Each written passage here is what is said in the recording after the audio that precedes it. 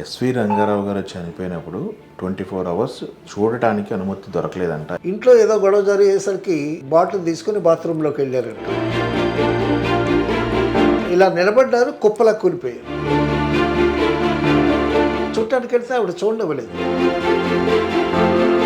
ఆయన వస్తే ఈయన బతికిస్తాడు అనేటటువంటి నమ్మకం అన్నమాట. జయకుమార్ గారు, ఇప్పుడు ఎస్వి రంగారావు గారు చనిపోయినప్పుడు 24 అవర్స్ ఆయన్ని చూడటానికి అనుమతి దొరకలేదంట. అవునండి.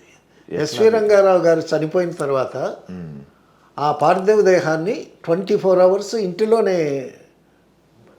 పెట్టారంట. ఓకే. ఎవరు? ఎస్వి రంగారావు గారి మిస్సెస్. ఎవరిని చూడటానికి కూడా అలౌ చేయలేదు. అసలు జరిగినది ఏంటంటే, ఇంట్లో ఏదో గొడవ జరిగింది. ఇంట్లో ఏదో గొడవ జరిగేసరికి మరి రంగారావు గారు బాటిల్ తీసుకుని బాత్రూంలోకి వెళ్ళారంట. బాత్రూంలోకి వెళ్ళి ఆ బాటిల్ ఫినిష్ చేసి వచ్చి పండుకున్నారు. పండుకున్న తర్వాత ఒక తెల్లారుజాన 4 గంటలకు ఎప్పుడో ఆయన బెడ్ మీద నుంచి లేచి ఇలా నిలబడ్డారు, కుప్పలా కూలిపోయారు. చూసేసరికి ఊపిరి లేదు. He's no more. అప్పుడు ఆవిడ వచ్చారు, శ్రీమతి గారు, రంగారావు గారు శ్రీమతి గారు వచ్చారు. వచ్చి అప్పటికే చనిపోయాడు ఆయన. అయితే ఈవిడ ఇంకా నమ్మలేదు, ఈయన ఇంకా చనిపోలేదు.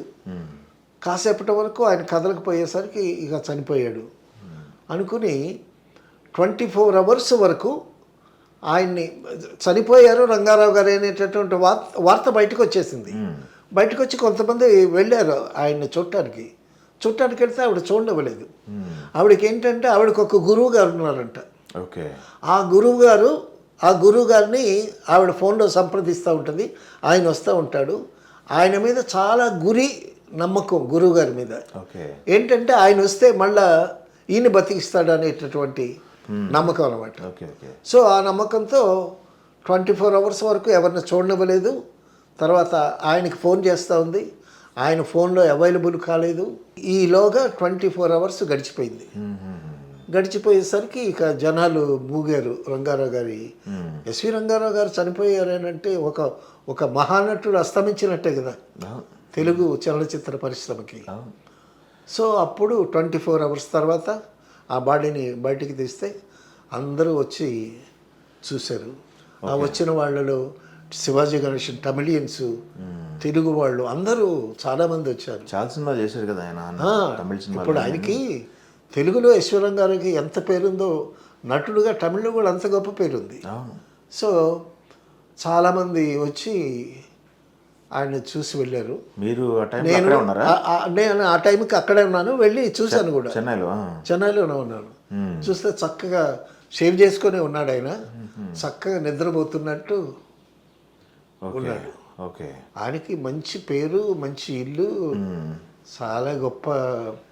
అప్పుడు ఆయన జకార్తా ఫిలిం ఫెస్టివల్లో బెస్ట్ యాక్టర్ అయ్యి వచ్చేటప్పుడు నర్తనశాలకి, అప్పుడు రామారావు గారు, నాగేశ్వరరావు గారు వీళ్ళిద్దరు పూనుకొని ఆయనకి సన్మానం చేసి చాలా గొప్పగా అభినందనలు తెలియజేశారు.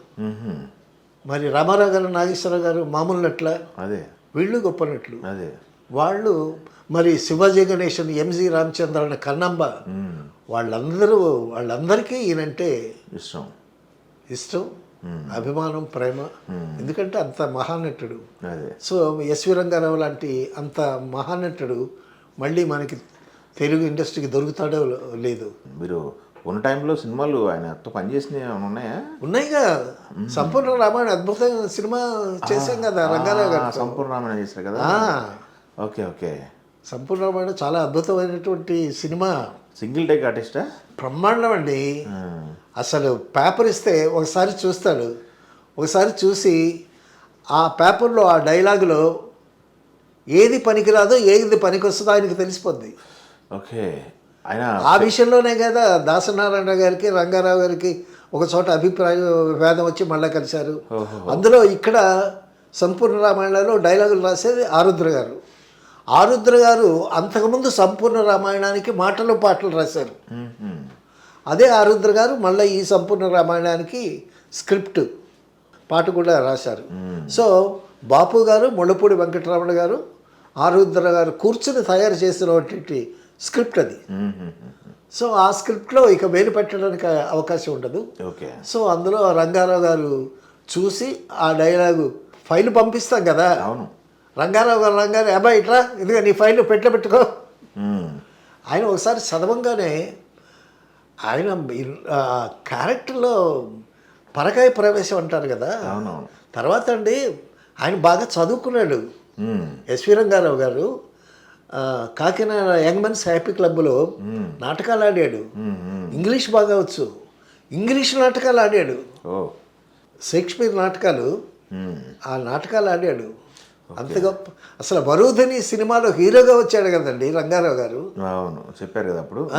ఇప్పుడు కుర్రాడుగా ఉండేటప్పుడు బాగుంటాడు కదా, హీరోగానే ఉంటాడు.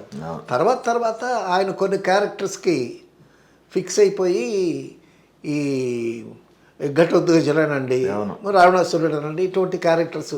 తర్వాత హరిశ్చంద్ర కూడా చేశాడు కదా ఈశ్వరంగారావు గారు. సో చాలా గొప్ప నటుడు, అదే మహానటుడు. అది మన ఆంధ్రులు అందరూ గర్వించాల్సినటువంటి నటుడు ఈశ్వరంగారావు గారు. Okay, thank you. Telugu one